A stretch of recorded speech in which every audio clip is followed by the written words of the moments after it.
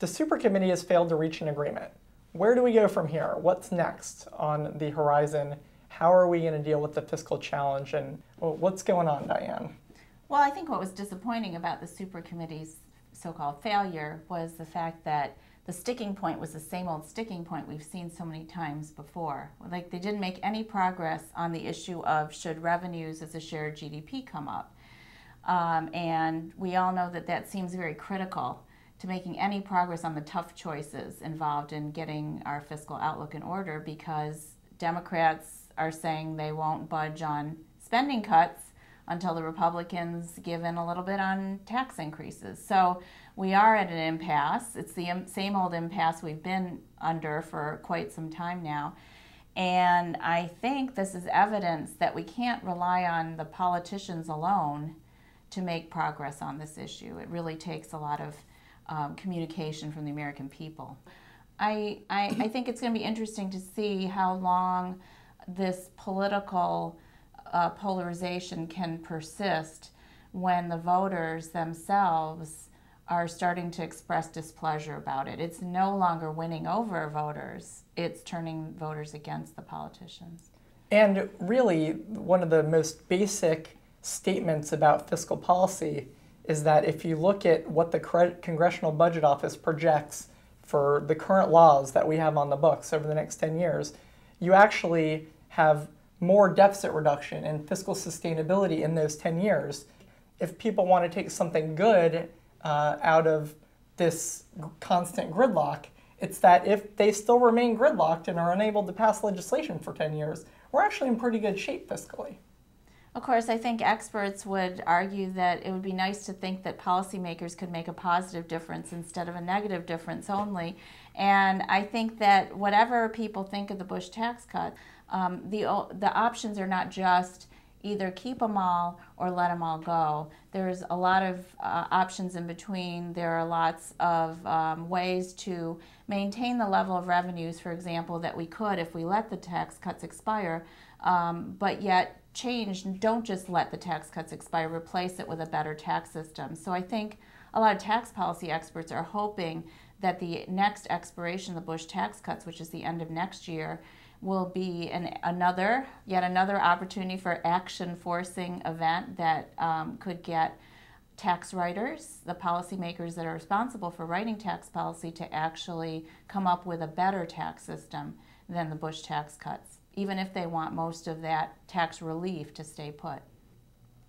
The next real deadline that Congress and the President face is the end of the year, where you have the payroll tax cut that was done for economic stimulus early in the year is going to expire. If that expires, you'll have a 2% increase in taxes for every wage earner in the country. You also have the Medicare doc fix, which is going to have to be enacted unless we're going to cut doctor payments in Medicare by about 30%, which is highly unrealistic. You also have the expiration of unemployment compensation. I believe that happens at the end of November, and Congress has traditionally extended that, especially since the economy is still pretty fragile.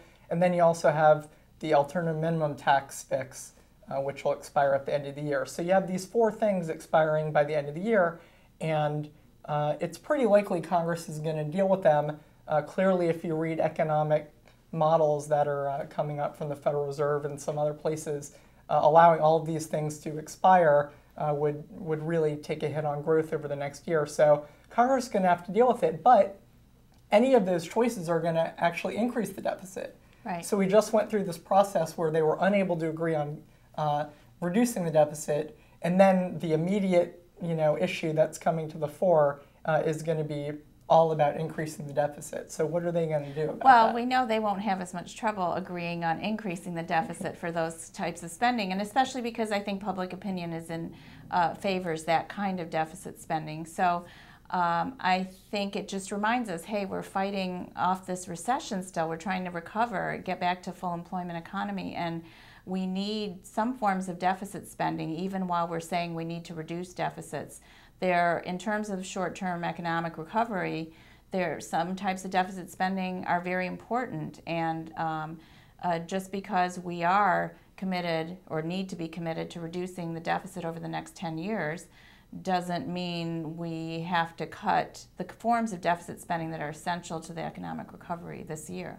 And if Congress did want to offset some of these policies, they just went through this whole exercise where a lot of things were put on the table. There actually seemed to be some agreement on various revenue increases and spending cuts that were minor, not enough to get the whole super committee deal done, but that would be enough to offset some of this. And I think if they wanted to take some of those that were backloaded, that actually reduced deficits over the longer term while still allowing the deficit spending over the short term to help support the economy, that really, as we've said time and time again, is the best of all worlds. That makes the most economic sense. That's right, and it'll give more confidence to the global markets that, hey, the U.S. is starting to get its act together. It understands that they have to make these changes on the long-term spending and tax policy, but that they're also giving enough attention to where the economy needs the most help right now. So that's what we're looking forward to over the next couple months. Thanks.